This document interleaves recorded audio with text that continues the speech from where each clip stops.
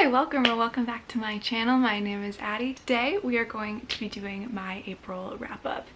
This month was an interesting month because I didn't read that many books. I read 6 books. However, I was reading The Way of Kings throughout the entire month of April, which I still have not finished. So that's why it's not in this wrap up. Crossing my fingers it'll be in May. Also, April was just a really bad month for me. A lot of sad things happened in April. So I did not get a lot of reading done, to be honest, but I got some reading done. I was quite happy actually with what I accomplished. But I also, this month was great because I read a lot of really good books. I didn't rate any of the books below 3 stars. I was very happy with the ones that I did read, and I found some new favorites. So overall, it was a good month, so let's just talk about them. The first book that I read in April was Emily Wilde's Map of the Otherlands, and this is what I was talking about when I said when I found a new favorite. I absolutely adore the Emily Wilde series, and she just announced the cover and the title for the next one, which looks amazing. I'm so excited about it, and if I wait till February, which is so annoying. That I liked the Emily Wilde Encyclopedia of Fairies. I love that book, and then I read this book and I loved it even more. These books are so whimsical, and we all know I love whimsy, and they're cozy fantasy without being boring, which I feel like is a very fine line to toe. And I love Emily Wilde. One of my favorite main characters I've ever read about. I find her so relatable and I find her so funny. Like, she is so introverted. Like, she does not want to talk to anyone. She just wants to study and read her books, and it's very relatable actually. Wendell is so sweet. I feel like like the way they're written together, like the little duo. I really do adore it. And this one, I'm not going to tell you too much about it because I don't want to spoil the first one. However, Emily and Wendell go on yet another adventure studying the fair folk, and in this one she is, instead of forming a encyclopedia, she's trying to formulate a map of where the different fairy doors are. So she is traveling to another kind of remote area, a little small town, as she did in the first one. And I liked the townspeople more in the first one. However, I think I liked the world in general more in this one, and they were both amazing. I think I like this one a little bit more. I think I like how the characters are progressing. Like in this one, like you get to see Wendell and Emily kind of interact more and like get more comfortable with each other, and like I just love how they're a little duo, and like you just grow more attached to the characters. Obviously a series go on, so I'm just really enjoying. I've just really loved this book. 5 stars. Please go read these. I just love these so much. The next book that I read was A Curious Beginning by Deanna Raybourn. This is the first book in the Veronica Speedwell series, and I really loved this too. This was a really good book. I rated this 4 stars. Might be a 3.75 now that like I'm reading the second one right now, and knowing what I'm rating that, it might be a little bit lower, but just because this was a little bit more set up to like the characters and kind of getting to know their personalities. But again, I really liked, this is another one where I loved the main character. Veronica was so funny. These are also mystery books, like very pure mystery, not really. Usually I've really only read, I've realized, thrillers, but this is pure mystery. It's London 1887, and it's about Veronica Speedwell. She was orphaned and she's raised by her spinster aunts, and her last aunt just passed away, and after the funeral she almost gets abducted, and some German baron she has never seen in her life helps rescue her off and takes her to London. And she studies butterflies. She likes to catch butterflies to study them, and she considers herself a natural historian, which was very unique for a woman at this time to study a science. She gets introduced to her little sidekick, Stoker. I love her and Stoker going on adventures together. They are such an amazing duo. However, the baron that saved her and introduced her to Stoker is then murdered, and they have to solve the murder together.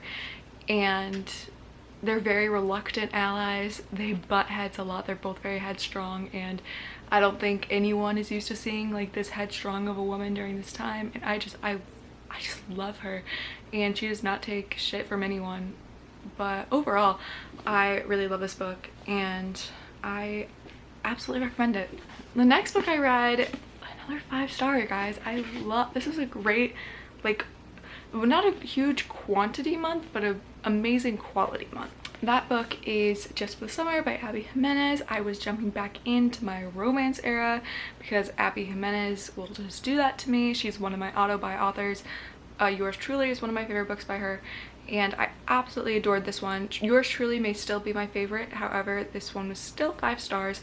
I absolutely loved it. The summer vibes are immaculate. Like, I was reading it just as the weather was starting to take a little bit of a turn, and it was actually so perfect. And for the way she writes, it just makes me so happy because there's always just like an undercurrent of like something a little deeper under the rom-com, which I love. It's basically about this girl Emma who sees this Reddit chain of this guy being like, I'm cursed, every girl I date goes off to meet her soulmate right after we date. And she's like, oh my god, that happens to me too. And they're like, well, she reaches out and then they're like, well, if we date each other, then it'll cancel each other out. As they start to get to know each other, date each other, they realize that, you know, maybe they don't want it to be just for the summer.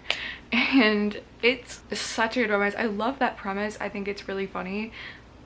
Just like the idea of being cursed, and like there are some really funny little like doodles in here too that I really liked. Like there's an ongoing joke like that he lives by a billboard, like a Toilet King billboard, and they like, I love that they show it in the book, and I think that's hilarious. And there's just little like funny touches like that too. There's interconnected standalones, but I do think that it enhances the story to read part of your world and Yours Truly before reading this, because characters from that do appear in this and they actually play pretty big parts in this. So I feel like it resonates a little bit more if you know a little bit more of the backstory. And overall, this was just the perfect summer read. I definitely recommend it. And if you're looking for a good summer romance, this would be the first one I recommend. The next book I read was Long Shadow by Olivia Atwater, another cozy fantasy. I think this was definitely inspired by Map of the Otherlands, and this is the 3rd book in the Regency Fairy Tale series, and I have read Half a Soul and 10,000 Stitches, which you should definitely read at least Half a Soul before this one. However, this book was probably my least favorite in the entire Regency series, but that's not to say that it was a bad book. I did have a lot of fun while reading it, especially the second half of it. It started to pick up a little bit, but it is a cozy fantasy, so it didn't pick up that much, but I didn't expect it to. It was very whimsical, very cozy, just kind of what you're looking for in a cozy fantasy, but nothing really about it stood out to me particularly. I did really like the main character because we saw her as a little girl in the first book, and it's kind of a little bit of a mystery element too, which I did like that a lot actually. And it's about Abigail, and she is investigating these murders that are happening in London because girls, like young healthy girls, just are suddenly dying like left and right, and she's like, this is really weird. And she starts to think that it has something to do with the fair folk, and so she starts investigating these murders along with a very reluctant ally, Mercy. And I really like the character Mercy as well. They very much butt heads at first, but ultimately they have the same goal, they just say it differently. And I really like their dynamic. You get to see tons of characters that we've already seen before, and I really like that. And overall, I thought this was a really great book, especially the second half. I rated this 3 stars because I definitely would recommend it. It didn't stick out to me the way that Half a Soul did and 10,000 Stitches did. The next book that I read was In the Weeds by B.K. Borison, and this I read just because I wanted something. This was the time of the month where I just wanted something so fluffy, so mindless.